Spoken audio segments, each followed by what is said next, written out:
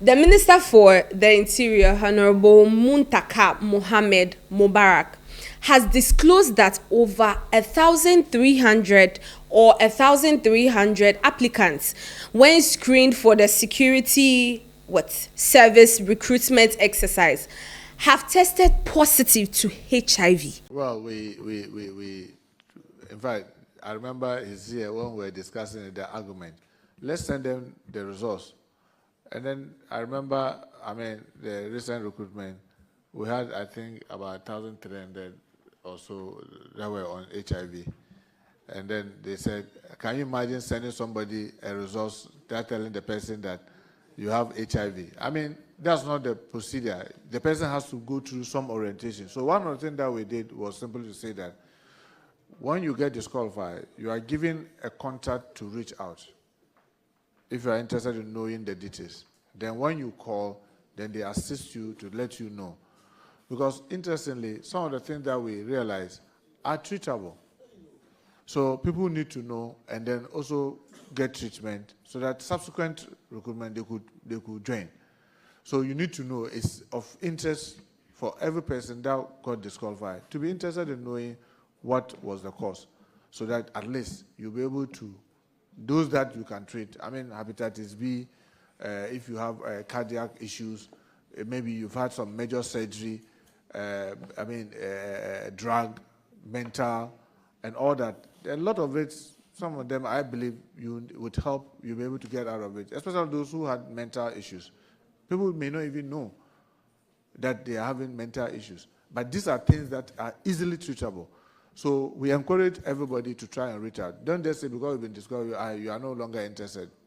Be interested, because it may be something minor, it may be something major, whichever it is. If you get to know, it will be of great interest to them. But the reason why we didn't send the results directly was that we don't want the shock. Even based on the WHO guideline, there are certain ailments, you just don't throw it on the person's face that, oh, you have hepatitis B, you have HIV, you have that. So that was why we didn't send the results.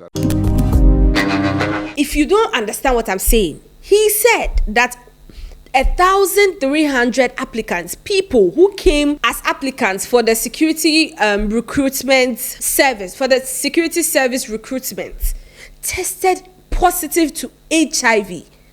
As to if they all knew that they were HIV positive, we don't even know. Now, according to him, this was one of the reasons why a lot of them were disqualified, because someone with HIV would be allowed to work with the security agency. But then again, 1,300 people.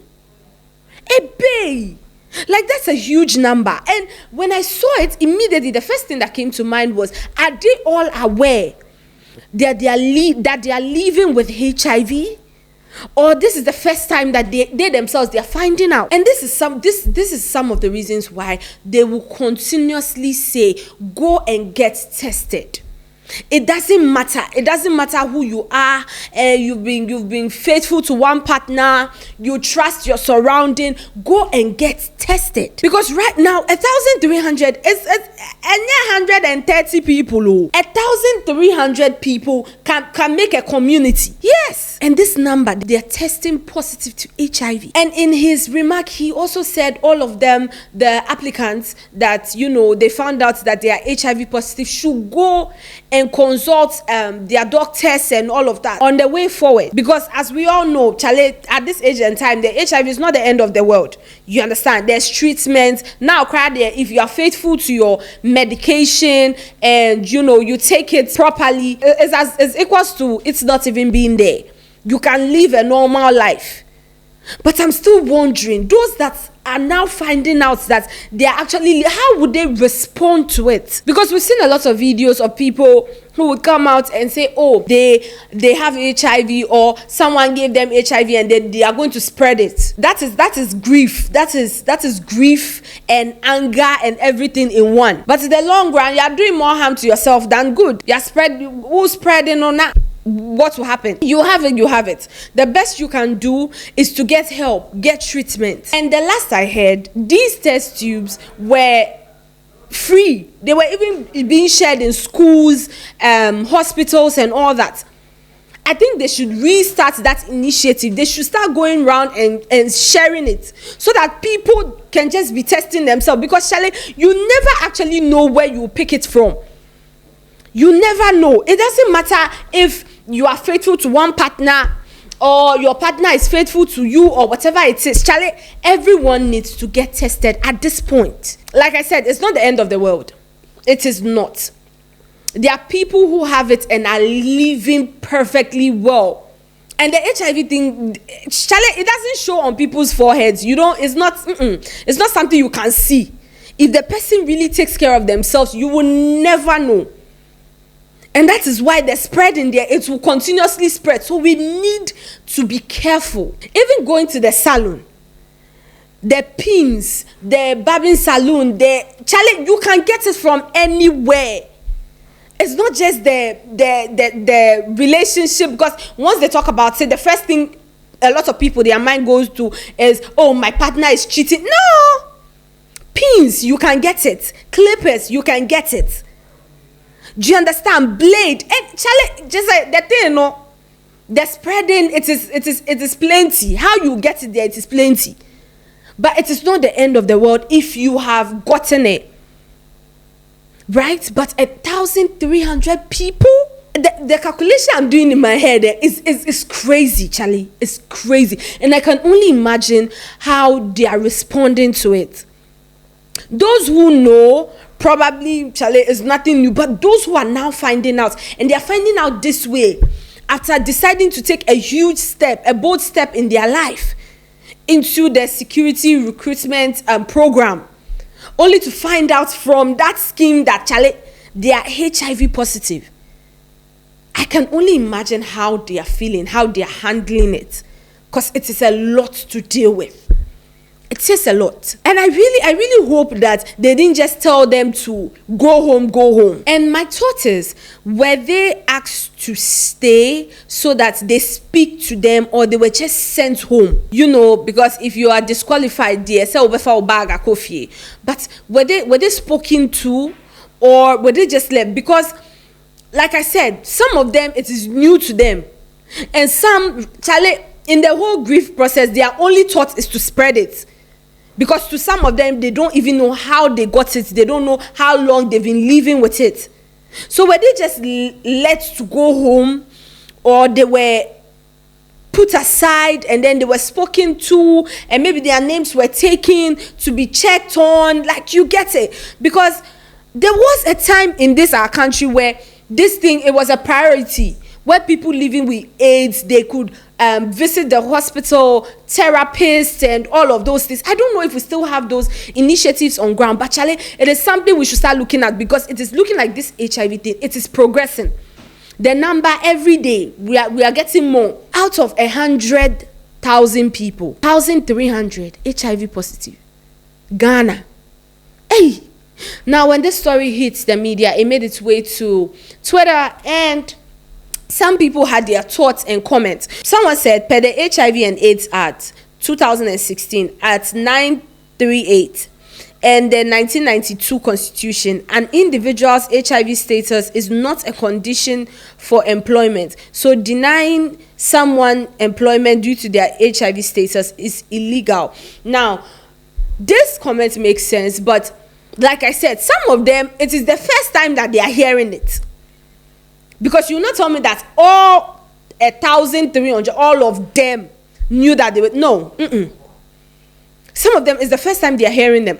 So I think this constitutional rights and all that spoke on the people who are already aware and are already taking treatment. Somebody who has not started any treatment, doesn't even know how to go about it, I don't even think it's right to employ someone like that, because they can easily spread it, because they don't even know what to do, what not to do, what to avoid, what prescriptions to take. So that one, dear Charley, I get your part, but like I said, some of them probably is the first time they are hearing. They are now finding out themselves. Now, someone also said 1,300 divided by 100,000. that is 0.013 times 100 equals to 1.3% youth population. That is 10,200,000.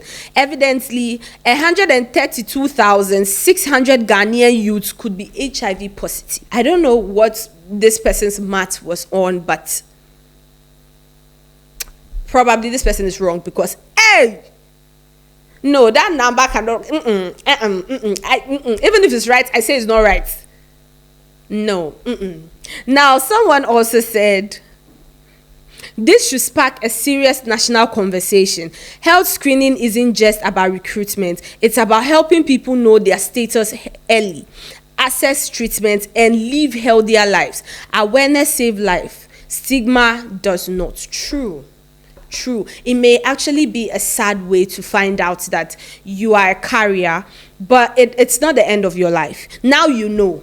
The way forward is finding ways to treat yourself. You get it? God forbid that we hear that any of them harms themselves, because Charley, it's a whole lot to take in.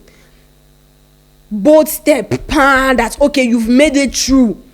Then you are the health part of it. They are come to do screening, and then you find out that it's a lot to take in. Charley, I'm not even going to sit back and act like, it is a lot to take in.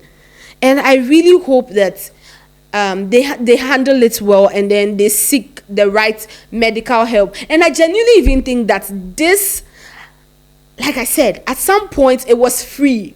People could actually access treatment for free. I don't know if we still have that, but if it's not there anymore, they should restart that thing, because as we can tell, the number, it is increasing.